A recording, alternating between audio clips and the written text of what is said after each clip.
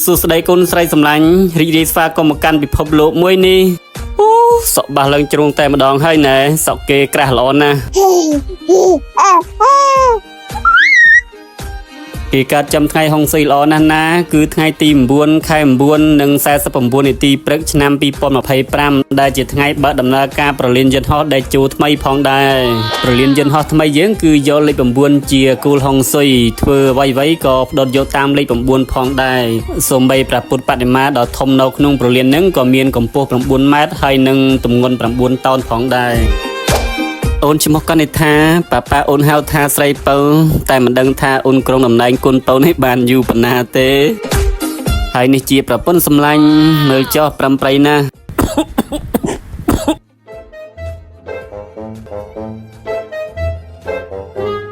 ហើយស្អីហ่าនេះអាចេមកព្រួតដាក់មនុស្សកំពុងធ្វើការហ្នឹងឲ្យស្អុយហ្មងសុំទោះក៏បានគ្រាន់តែប៉ុណ្ណឹងសោះសុំទោះក៏បានព្រោះដូចជាសុំទោះវាថ្លៃណាស់អញ្ចឹងអញសួរថាហេតុម៉េចក៏មកព្រួតដាក់អញ្ចឹងណាខ្ញុំគ្មានចេតនាព្រួតដាក់បងឯងទេតែខ្ញុំហួសចិត្តនឹងបងឯងពេកទៅវាឆ្លក់ហើយក៏វាអញ្ចឹងទៅហើយហួសចិត្តស្អីបងឯងបាននេះភ្លាវអញ្ចឹងពីណាគេកូនប្រពន្ធសម្លាញ់របស់បងឯងពួកគាត់គឺកូនប្រពន្ធរបស់បងបារាំងទេហើយហួសចិត្តព្រោះតែរឿងហ្នឹងហើយក៏ព្រួតដាក់អញ្ចឹងហើយបងឯងហៅប្រពន្ធកូនគេប្រពន្ធតំណែងកូនសម្លាញ់នឹងអត់ខ្លាចបងបារាំងរករឿងទេមិនចង់ស៊ីបំណងឬក៏បថៅរបស់បងបារាំងមែនបាទអើយក៏ចាស់ហើយតែអន់ជាងពួនក្មេងទៀតរត់តែបកស្រែមិនទាន់បាទសំបកស្រែបន្តិចចុះកុំអោយមានការយល់ច្រឡំដូចអាប្អូនខ្ញុំនេះទៀត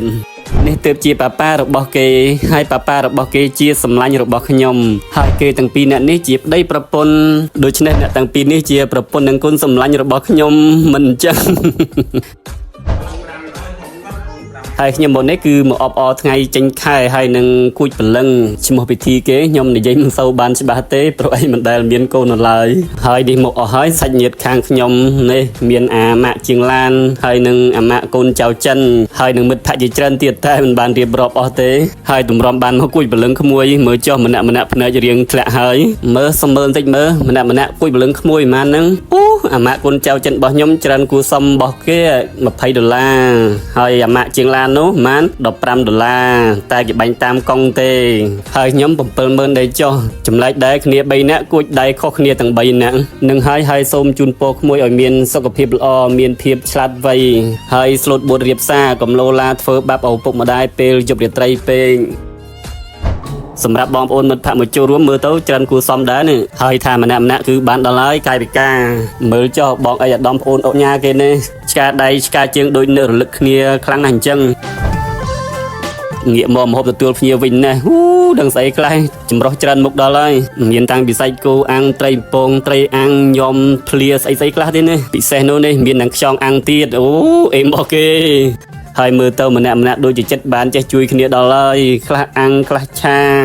ចង់សួរដូចឆត់នៅផ្ទះអាសាអញ្ចឹងដែរអត់ណបកែជួយធ្វើការប្រពន្ធអត់ទេម្នាក់ឆ្លើយមើលហើយនិយាយពីបរិស្ថានផ្ទះគេវិញគឺហុំព័ទ្ធដោយធម្មជាតិខៀវស្ងាត់តែម្ដងរបងគេដើមឈើធំខ្ពស់ស្លាស់ល្អណាស់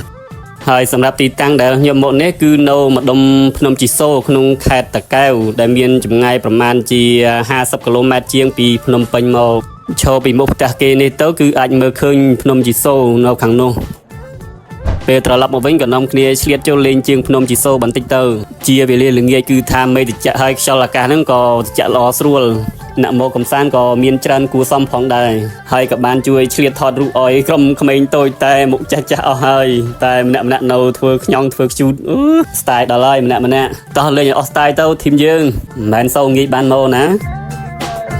បាទសម្រាប់វីដេអូកំសាន្តខ្លីនេះគឺមានតែប៉ុណ្្នឹងទេបាទសូមអរគុណសម្រាប់ការទស្សនា